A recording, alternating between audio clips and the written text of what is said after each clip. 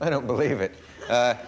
One never knows what to expect from my next guest. He is, to say the least, an unusual man. He has a new collection of 12 original graphics that are called Memories of Surrealism, which will be available shortly at the Alan Rich Galleries here in New York.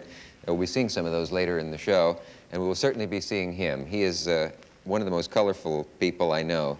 Odd is another word that's been applied. But he is a man who once said about himself, the only difference between myself and a madman is that I am not mad. We'll see. Will you welcome, please, Salvador Dali.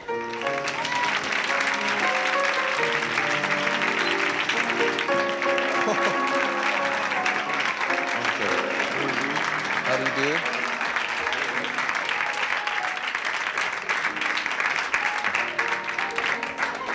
Well, I think you've caught something. I can't help noticing that you have an anteater with you, Mr. Dali. Oh, please.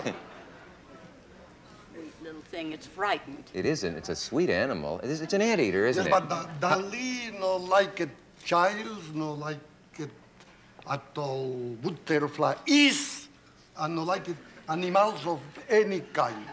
Only it.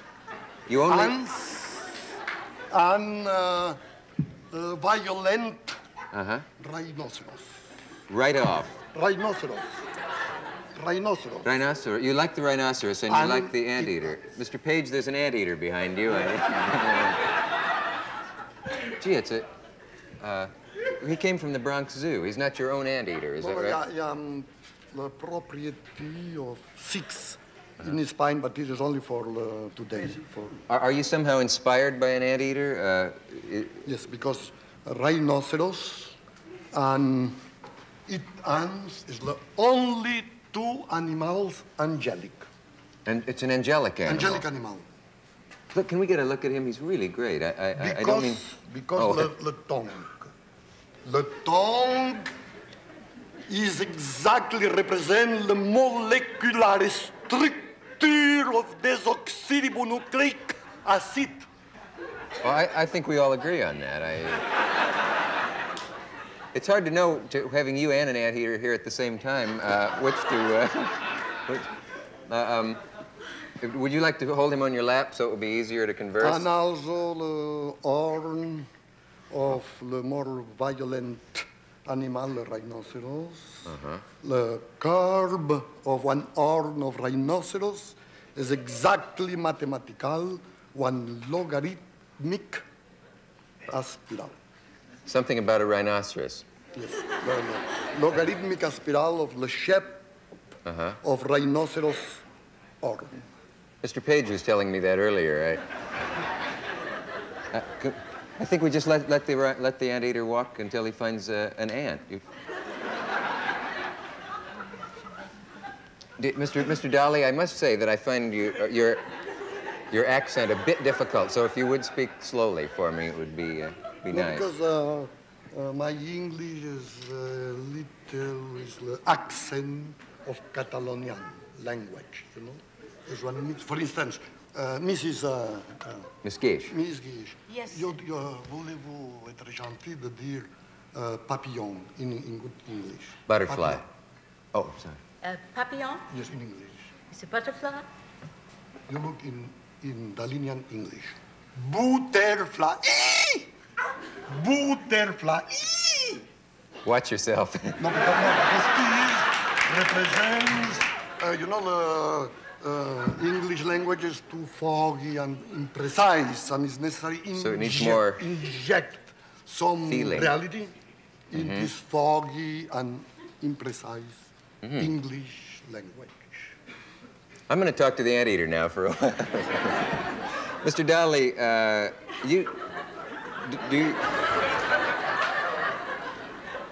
may I ask you where you get your clothing? I know, do you design your own clothing? I know you design your life in another sense. You've invented an incredible picture, a character. No. Myself is, I'm only responsible for my face, the mustache. But this is Madame Dali. You know, is my Beatrice in my life, and give me shoes and dress and everything. So your wife designs your outward appearance from the neck down? Give me everything. And you have designed your mustache, which of course has been the object of some humor over the years. No, és absolutely of the contrary.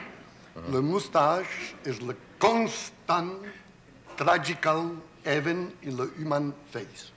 Remember, the constant tragic element? Tragical element in the human face, all time. Has anyone... Charlie Chaplin, Hitler, Dali, is the more violent phenomenon in one face, this awful capillary explosion of personality.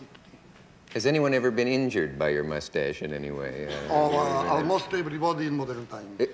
It's very, it's very stiff looking. Do you apply something to it? Or? In the daytime, put Hungarian watch for remain erected, but in the nighttime, clean my mustache.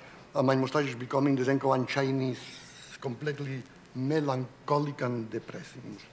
So if one were to see you at night... Today, again, very violent, the Zenko Austrian tradition, you know, Velasquez and all kings of Spain, this tremendous pointed, mystical mustache. In the night, depressing.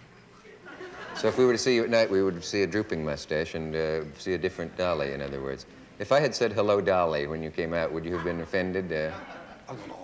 It's an old joke, I expect. I'm never offended because all time the jokes create one tremendous indifference in my life. You know, I'm tragical, and the jokes appear me tremendous quantity of vulgarity in any jokes. Dali never jokes. Do you like jokes? No.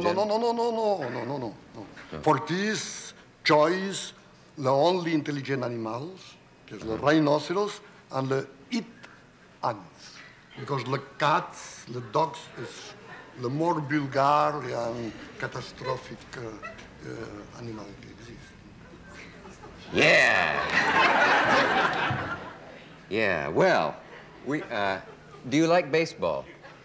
Never look one. Only look photograph of the people sit down in the floor catching dust and meditating, but never look in movement.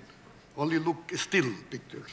And make one painting of baseball surrounded with melancholia. Because for me, create one tremendous melancholic effect. Because everybody is in this position, in the floor, in the dust. Melancholic. Melancholic. Does either of you have a question for Mr. Dolly? No, I'd like to know where Mr. Dolly got the anteater from. The anteater is not your own property. It came from this page window we got. It came from the Bronx Zoo. Do you have a collection of animals? No, I have 6 of these big ones, but these only coming. This for the television for you know, for my guest, madam. You got 6 of them. He has 6 of them, yes. In Spain. But only brought one for me. Well, that's nice. We have a message.